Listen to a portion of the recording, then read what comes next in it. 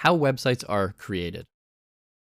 Okay, first of all, there's two sort of things we need to know. I guess we don't really need to know right now, but let's cover it anyways. There's scripting and programming languages. So a scripting language is like throwing instructions into some sort of machine, and it just sort of does what you want it to do. And that's very similar to a programming language. But a scripting language is kind of like putting popcorn into a popcorn making machine, and it just like pops your popcorn for you. Whereas a programming language is like being able to program the popcorn machine. Now, we write all of our code in a text editor that satisfies the program's ability to read your code. And that program is your browser. So if we said, right in here, less than b greater than hello world, less than / b greater than in HTML, it would look like this. It would be bold. This right here, this b and this b, tells it to be bold. These are instructions for what your browser needs to do. Next up, you need a text editor.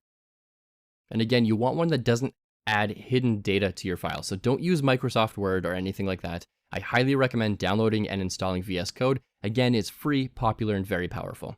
So if you haven't, I would really like if you could just pause the video here, go download and install VS Code, because we're going to need it at the end of this course. Websites are created when we write code. So writing code is a lot like writing a paragraph. It just looks a little bit different, and we call this syntax.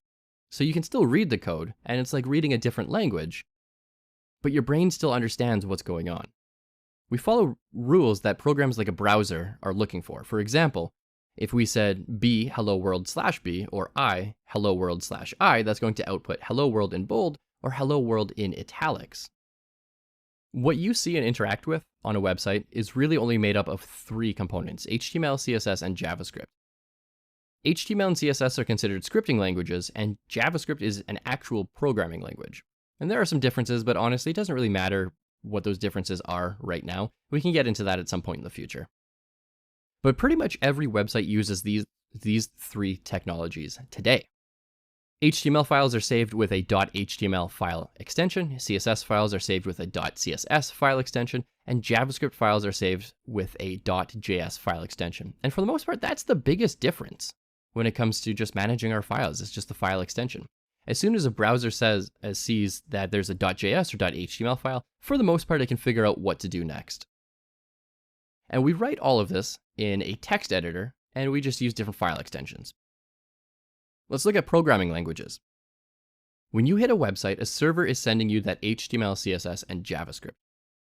But the code that executes on the server can be a completely different coding language. It can be Python, PHP, Node.js, Java, C, etc., etc. It could be really any language, and you're not going to know what that language is. But we also write that code in a text editor. And again, the text editor could be VS Code. Now, one more component that we're not really going to touch on too much in this course is databases.